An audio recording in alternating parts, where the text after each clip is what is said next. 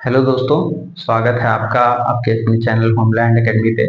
मैं हूं आपका दोस्त मनीष मिश्रा। आज मैं आपके लिए लेकर आया हूं क्लास 8 के लिए चैप्टर, जो साइंस का आपका बहुत इंपॉर्टेंट चैप्टर है, जिसका नाम है reaching the age of adolescence. इस चैनल पे हमने आपको रिप्रोडक्शन के बारे में पहले पढ़ा रखा है, लेकिन ये चैप्टर स्पेशली डील करेगा ह्यूमन रिप्रोडक्टिव चेंजेस के बारे में। जब आप रिप्रोडक्टिव फेज में पहुंचते हो, यानी आपकी उम्र 12 साल के ऊपर हो जाती है, तो ये आपके बॉडी में कुछ चेंजेस लेके आती है। और बॉडी में ही नहीं, आपके बिहेवियर में चेंज लाती है। हार्मोनल लेवल पे भी चेंज होता है, सोशल लेवल पे भी चेंज होता है, और ये चेंज आपका परमानेंट है। आपके लिए एक ग्रोथ का स्टेप रहता है, एक लाइफ का साइकिल नया, एक फेज नया शुरू होता है। इसमें क्या क्या चेंजेस होते हैं, किन किन चेंजेस से आपकी बॉडी गुजरती है, उनका क्या आपके ऊपर प्रभाव पड़ता है, समाज का क्या प्रभाव रहता है, सारी चीजें हम इस चैप्टर में डिस्कस करेंगे। ये आपके क्लास 8 के लिए है। तो बच्चों, इस चैप्टर को ध्यान से पढ़िएगा। इस चैप्टर में आपको काफी सारी नई चीजें सीखने को मिलेंगी, और कई सारे मिथ हैं सोसाइटी में। जैसे अगर समाज में कहीं देखा जाएगा, आपके किसी को बार बार बेटी पैदा हो रही है, तो लोग दोष औरत को देते हैं। या कई बार ऐसा माना जाता है कि अगर कोई औरत मेंस्ट्रुअल फेज में है, तो वो मतलब अगर किसी जेंट्स को देख ले तो प्रेग्नेंट हो जाती है। ये सारी जो मिथ हैं, इसको हम इस चैप्टर में क्लियर करेंगे। और हम एक बारीकी से धीरे धीरे पढ़ेंगे कि इस चैप्टर में क्या क्या चेंजेस हमारे बॉडी के अंदर होती हैं, और हमको उनसे कैसे डील करना है, किस तरीके से हम उन्हें एक्सेप्ट करेंगे। और आपके बदलते फेज में आपके सोचने का नजरिया, आपका इमोशनल इंटेलिजेंस, सब कुछ बढ़ रहा है। इस वक्त आपको बहुत ज्यादा सावधान रहने की जरूरत है। आप इस समय एकदम एनर्जी से भरे हुए हो। आपका दिमाग का क्षमता इस समय इतना ज्यादा है कि जो आपकी पूरी लाइफ का पीक समझिए, कि इस समय जो अंडरस्टैंडिंग पावर आपकी है, ये दोबारा कभी नहीं होगी। तो इसको आप प्रॉपरली यूटिलाइज कर पाए, चेंज से घबराए नहीं। तो इसके लिए हम शुरू करते हैं अपना चैप्टर। तो हमारा जो पहला हेडिंग कहता है एडोलसेंस एंड प्यूबर्टी। एडोलसेंस का मतलब होता है आप एडल्टहुड में एंटर कर रहे हो। अब आप एक एडल्ट होने जा रहे हो। एडल्ट लोग जो होते हैं ना, मूछ दाढ़ी वाले, अपना डिसीजन खुद लेने वाले, उस फेज में आप जा रहे हो। ये स्लो चेंज है। जब आप 11-12 साल के हो, तो अब आप सोचो कि 11-12 साल का एक बच्चा अगर 18 साल वाले से कंपेयर करेगा तो छोटा है। उसके मुकाबले वो काफी चीजों में इमेच्योर है, बट वो उस फेज में अब जाने लगा है। जो मूछें 18 साल की बड़ी बड़ी हैं, वो रेखाएं आपकी भी आने लगी हैं। जो आवाज में वजन एक 18 से 20 साल के इंसान के अंदर है, वो धीरे धीरे आपके अंदर भी बदलाव आने वाला है। ठीक है, तो ये आपका एक फेज है। जिस फेज को आप अटेन करते हो, खुद एडल्ट बन जाते हो, उसी चेंजेस को हम यहाँ पे इस टॉपिक में डील करेंगे। और स्पेशली आप देखिए, ये एज आती है आपकी 12 के बाद से। मतलब 12 के बाद क्या आता है, 13, 14, 15, 16 ऐसे करके 19 तक आता है।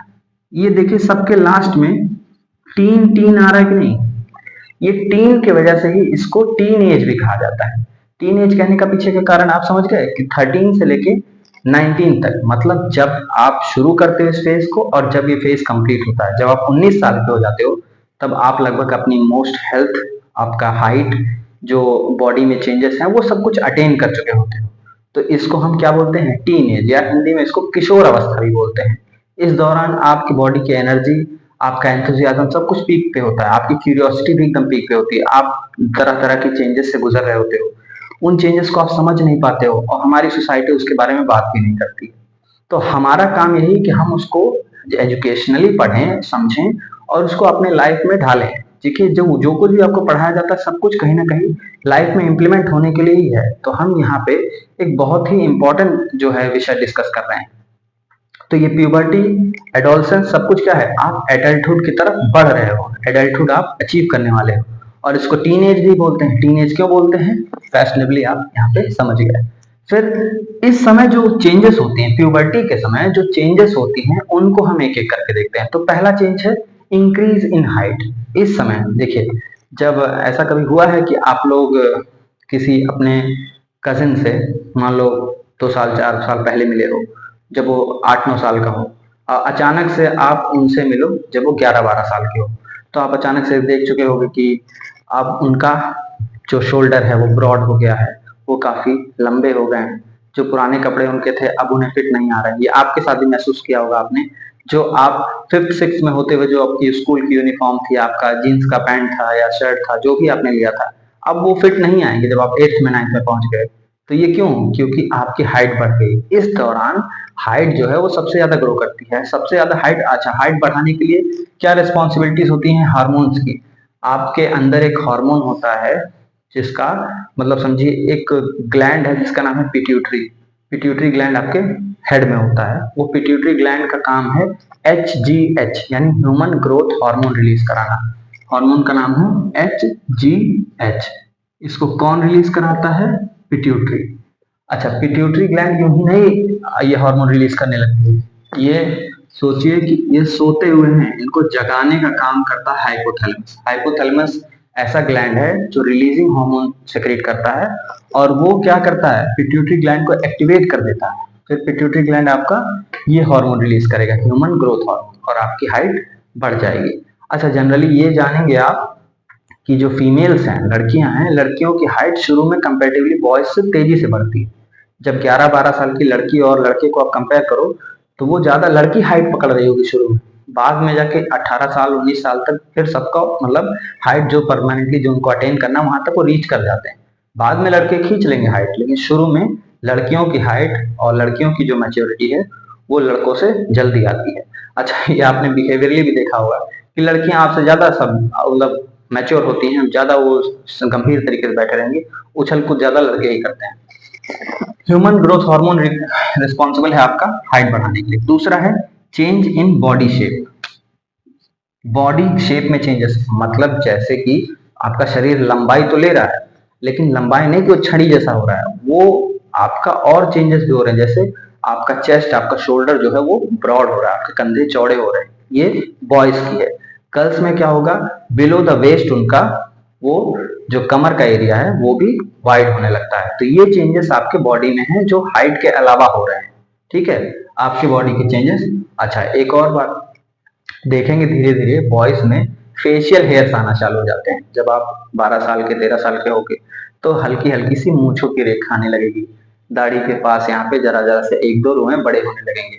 फिर अच्छा, फीमेल्स में भी यही होता है। फीमेल्स में उनका हेयर फेस पे नहीं आ रहे हैं, लेकिन बॉयज और गर्ल्स में कॉमनली अंडर आर्म्स में वहां पे बाल आने लगते हैं। फिर उनके अलावा आपके फीमेल्स में देखा जाता है ब्रेस्ट का डेवलपमेंट होने लगता है।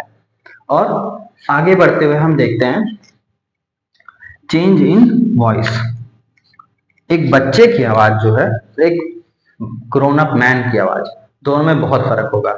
बच्चों की आवाज में आप हार्डली बता पाएंगे कौन सा लड़का बोल रहा है कौन सी लड़की बोल रही है। सबकी आवाज बेहद ही मतलब पतली होती है, हाई पिच की होती है। लेकिन जैसे जैसे हम बड़े होते जाते हैं तो हमारे जो नेक का मसल है या कह लीजिए लैरिंग्स है वो भी ग्रो करने लगता है। लड़कों में आपने देखा होगा कि इस जगह पे एक उभरा सा स्ट्रक्चर आता है जिसको हम बोलते हैं एडम्स एप्पल। एडम्स एप्पल जो आपका वॉइस बॉक्स ग्रो कर जाता है, जिसकी वजह से आपका जो लैरिक्स में जगह है वो बढ़ जाती है। जब आपका एरिया बढ़ गया तो प्रेशर कम पड़ा तो आवाज जो है थोड़ी सी मोटी निकलती, भारी निकलती है। ठीक है, और फीमेल्स में कम देखा जाता है। फीमेल्स में हार्डली किसी के आपने एडम्स एप्पल का शेप देखा होगा।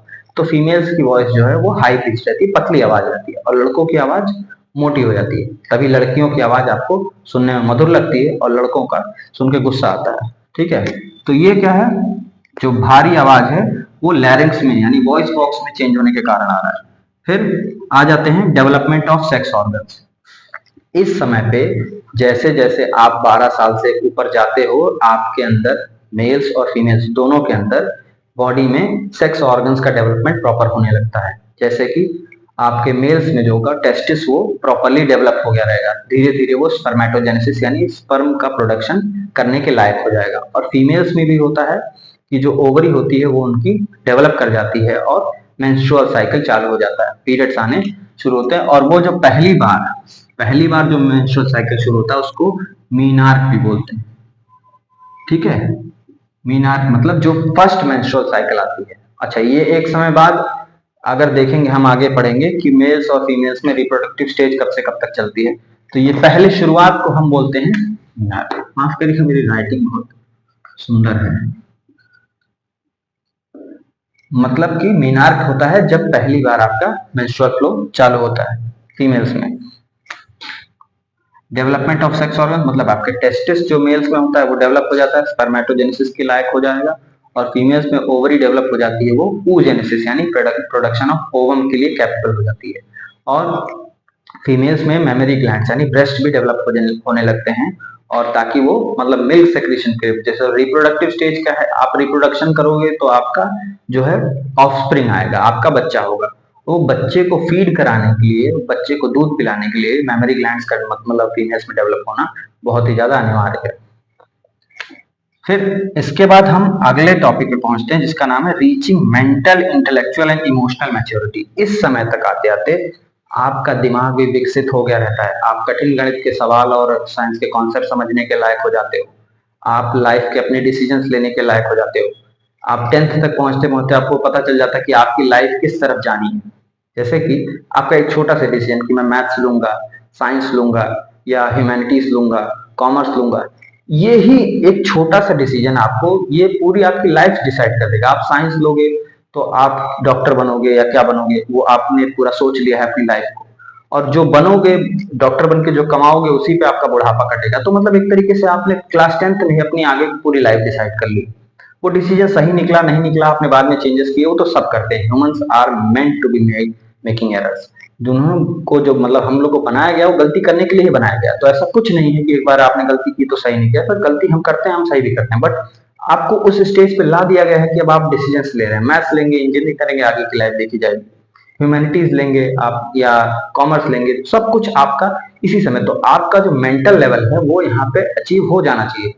अच्छा, इमोशनल इंटेलिजेंस आपका इस समय अच्छा होना चाहिए, आपका ग्रोथ होता है इमोशनली, मतलब आप इमोशनली और मैच्योर हो जाते हो, हार जीत को आप लाइटली लेने लगते हो कि ये पार्ट ऑफ द प्रोसेस है। आपको कई बार सेटबैक्स मिलते हैं, कई सारे इमोशंस को आप एंजॉय करते हो, आपने दूसरे के मतलब अपने ऑपोजिट सेक्स के प्रति अपने अट्रैक्शन डेवलप किया है, वहां से आपको हार्ट ब्रेक मिल रहा है या आप एक क्वालिटी टाइम एंजॉय कर रहे हो, ये सारी चीजें समझने बूझने के लिए आप इमोशनली मैच्योर होना चाहिए। आप दोस्ती करना, दोस्ती निभाना इसी समय शुरू करते हो। दोस्ती निभाना मतलब ये एक ऐसा रिश्ता है जिसको आप आउट ऑफ द बॉक्स बनाते हो, आपके फैमिली और ब्लड रिलेशन से तो आप जो निभा रहे हो निभा ही रहे हो, दोस्ती आपने अलग से बनाई है क्योंकि आप इमोशनली यहाँ मैच्योर हो चुके हो। तो मेंटल इंटेलेक्चुअल और इमोशनल मैच्योरिटी भी इसी समय पे आती है। फिर डेवलप होते हैं सेकेंडरी सेक्सुअल कैरेक्टर्स, जैसे हमने शुरू में ही इंट्रोडक्शन दिया था। सेकेंडरी सेक्सुअल कैरेक्टर्स क्या होते हैं, जो आपके बॉडी में आपके सेक्स ऑर्गन्स के अलावा दिखने वाले चेंजेस, जिससे पता चले कि आप एक डिस्टिंग्विश हो सको, मेल हो फीमेल हो। तो जैसे अगर आप मेल हो तो आपके फेशियल हेयर्स होने चाहिए, आवाज आपकी भारी होनी चाहिए, और साथ ही साथ आपके कंधे चौड़े होने चाहिए, आपकी हाइट लंबी होनी चाहिए। ये सारी चीजें मेल्स के लिए। फीमेल्स के लिए आपका देखिए मसल ग्रोथ जो होती है वो मेल फीमेल दोनों में होती है, लेकिन मेल्स में ज्यादा होती है, फीमेल्स में उतनी मसल ग्रोथ नहीं होती। फीमेल्स में आपको देखने को मिलेगा कि उनका जो बॉडीली स्ट्रक्चर है वो फेमिनाइन रूप से डेवलप करेगा, जैसे उनके ब्रेस्ट होंगे, उनका जो जो वेस्ट के नीचे वाला पोर्शन है, बेल्ट के नीचे, वो वाइड होगा, उनकी आवाज पतली होगी, वो उसी तरीके से आपका मतलब जो डेवलपमेंट है वो होगा उनका। फिर आ जाते हैं role of hormones in initiating the reproductive process. जो आपके लिए देखा जाएगा, सारे बॉडी में चेंजेस अगर होंगे कि नहीं होंगे, ये सब कुछ डिपेंड करता है हॉर्मोन्स पे। अगर हॉर्मोन्स की कमी है तो भी कुछ गड़बड़ हो सकती है, हॉर्मोन्स ज्यादा है तो भी। देखिए हमारे मेल्स में, फीमेल्स में, मेल्स में सबका एक इंडिविजुअल अपना हार्मोन है। मेल्स में अगर देखा जाए तो टेस्टोस्टेरोन एक हार्मोन होता है जो आपके टेस्टिस से रिलीज होता है। वो टेस्टोस्टेरोन हार्मोन आपको स्पर्मेटोजेनेसिस के लायक बनाता है, प्लस आपकी बॉडी में हो रहे जितने भी मैनली चेंजेस हैं, जैसे आपकी आवाज, आपके फेशियल हेयर्स, या बॉडी पे भी हेयर, चेस्ट वगैरह पे भी हेयर्स आने लगते हैं, ये सब टेस्टोस्टेरोन की मतलब वजह से होता है। अगर टेस्टोस्टेरोन किसी में कम है तो उसकी आवाज जो है थोड़ी सी मर्दों जैसी नहीं लगेगी, या उसके बॉडी पे हेयर्स भी कम होंगे। ऐसे फीमेल्स में जैसे मेल्स में टेस्टोस्टेरोन है, वैसे फीमेल में एस्ट्रोजन होता है। एस्ट्रोजन की वजह से ही उनके अंदर ब्रेस्ट का डेवलपमेंट, ओवरीज का डेवलपमेंट, या और भी जो सेकेंडरी सेक्सुअल कैरेक्टर्स हैं, या जितने भी रिप्रोडक्टिव प्रोसेस में रिक्वायर होने वाले जितने भी फंक्शंस हैं, सब कुछ परफॉर्म करने के लिए उनका एस्ट्रोजन ही रिस्पॉन्सिबल है और मेल्स में टेस्टोस्टेरोन। ठीक है, तो ये हार्मोन्स का रोल है। अगर यही हार्मोन्स हमारे बॉडी में ना होंगे तो हम ये जो प्रोसेस है या जो चेंजेस है उसको एंजॉय नहीं कर पाएंगे।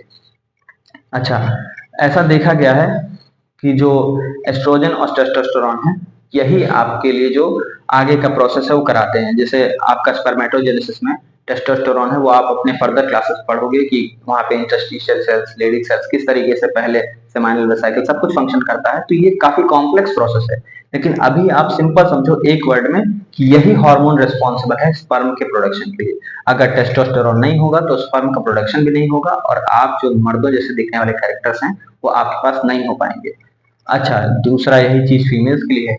अगर टाइम पे उनका जो साइकिल है, मेंस्ट्रुअल साइकिल चल रहा है, वो सब इसी हार्मोन एस्ट्रोजन की मदद से ही हो पा रहा है। अगर एस्ट्रोजन नहीं होगा धन की मात्रा का तो उनके अंदर ये कैरेक्टरिस्टिक्स कम देखने को मिलेंगे।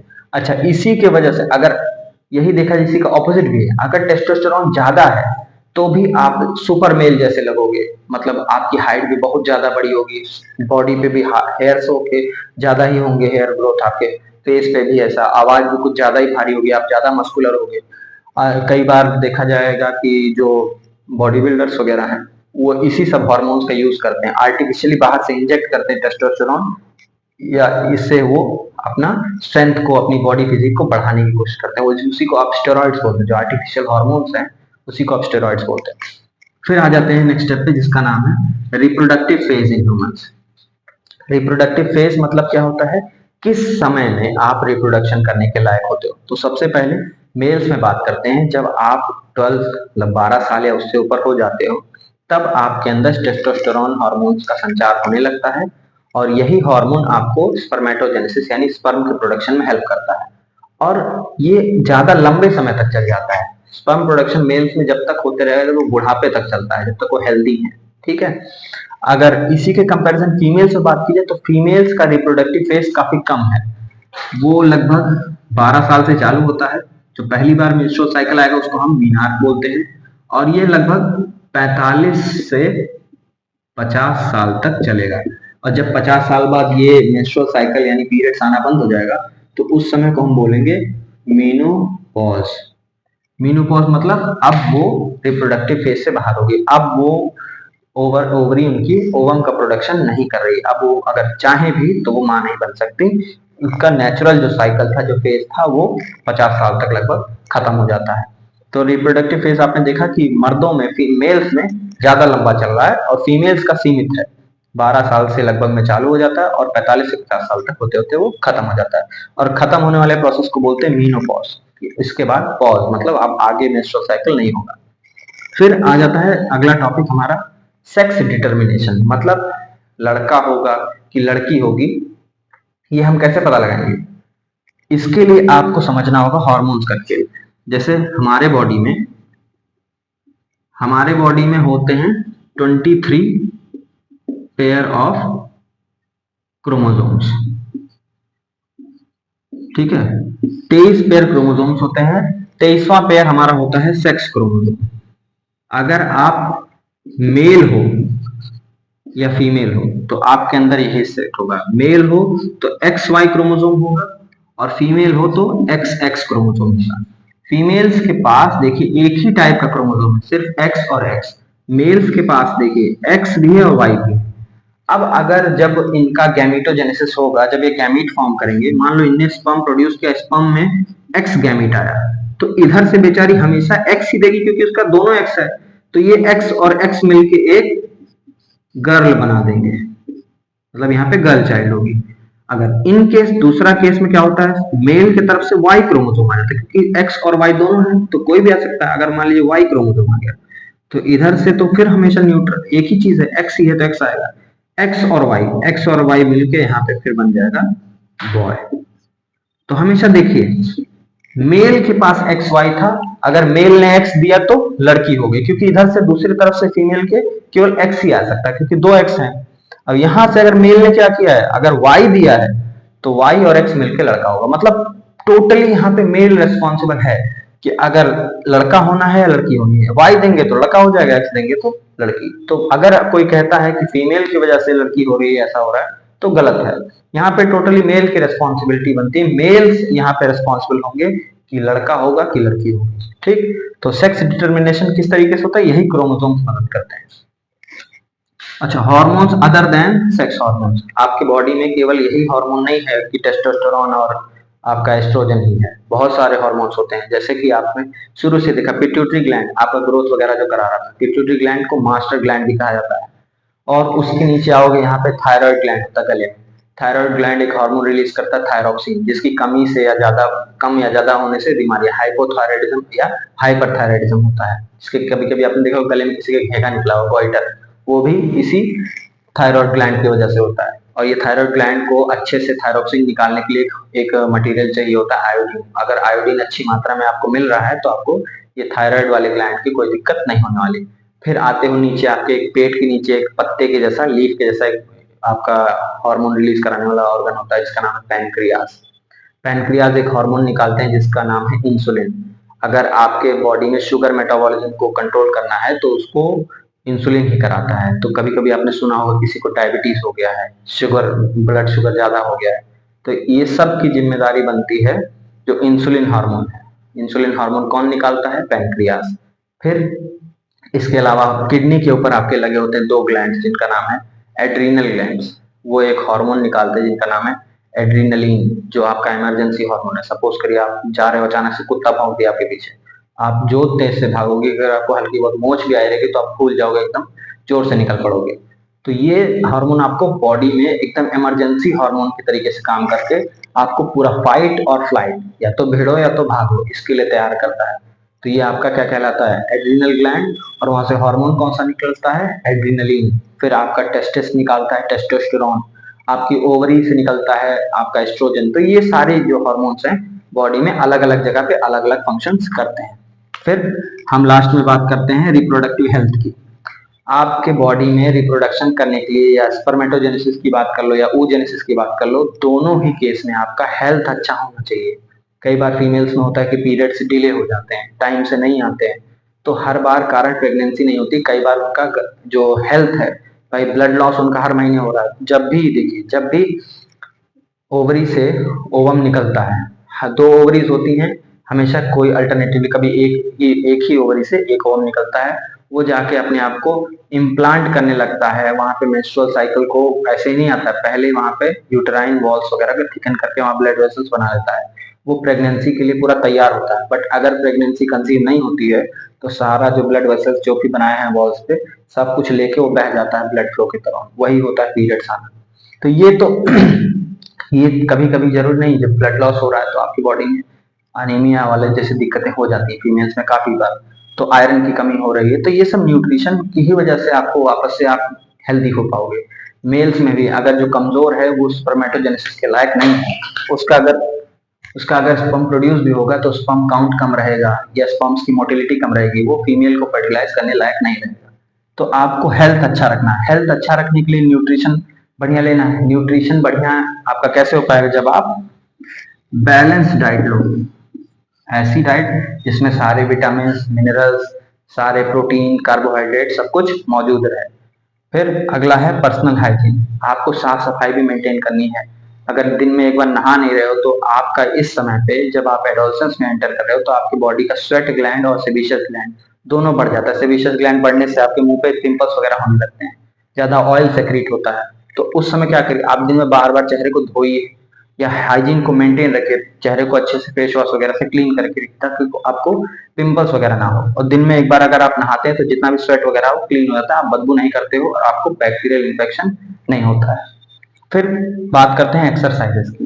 अगर आपको अपनी बॉडी को हेल्दी रखना है, स्पर्मेटोजेनेसिस वगैरह oogenesis वगैरह अच्छा रखना है, तो आपको डेली वॉक करना चाहिए, एक्सरसाइजेस या योगा करना चाहिए। उससे आपका जो हेल्थ है वो और अच्छा रहेगा। और सबसे इंपॉर्टेंट और लास्ट बात, इस दौरान आप एक ऐसे फेज में होते हो, आपके अंदर हार्मोन्स का बौछार रहता है, आप समझ नहीं पा रहे हो आपकी बॉडी में इतनी चेंजेस हो रही हैं, उसको आप डील नहीं कर पा रहे हो। कई बार बहुत एक्साइटेड हो जाते हो, कई बार बहुत दुखी हो जाते हो। और इन दोनों केसेस, जब आप बहुत एक्साइटेड हो या बहुत दुखी हो, तब आपके कुछ कुछ ऐसे दोस्त होते हैं जो आपको धीरे से कहेंगे 2 कश सिगरेट के लगा लें, थोड़ा सा ये अल्कोहल ट्राई कर ले। इससे आपको जो जो फिजूल का जो झूठे में आपको लगे कि बहुत अच्छा हो रहा है, यूफोरिया बोलते हैं उसको, कि आपको एक फेक स्टेट ऑफ वेलबींग, आपको लगेगा सब मस्त है।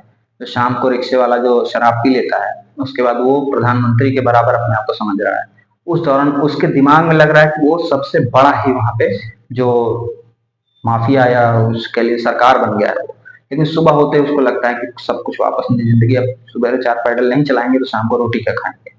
तो ये जो कंडीशन है, ये ड्रग्स की, अल्कोहल की, ये आपको ना, इस समय आप सबसे ज्यादा प्रोन हो, आपके अंदर इमोशंस की बाढ़ आई हुई है। अगर इस समय आप देखिए, मैंने पढ़ा है ना यहाँ पे मेंटल इंटेलिजेंस, आप अगर दिमाग से काम नहीं करोगे तो आप गलत संगत में पड़ जाओगे और उसमें आपको बहुत नुकसान हो सकता है। जब आप ड्रग्स वगैरह लेने लग रहे हो तो आपने अपनी पूरी कैपेसिटी को समझिए गटर में बहाना चालू कर दिया। शुरू में आपको अच्छा लगेगा, बाद में उसकी आदत लग जाएगी और लंबे समय में आपके शरीर को बहुत ज्यादा नुकसान पहुंचाएगा वो। तो ऐसे जो आपकी संगत है उनसे बचें। ये ड्रग्स को आप सीधे न बोलिए, चाहे आप किसी भी स्टेट में हो, तो आप यहाँ पे मजबूती से भिड़ो उससे, सिचुएशन से आप डरो नहीं, उनसे फेस, उनको सामना करो उनका। तकलीफें आपको मजबूत बनाने के लिए ही होती हैं।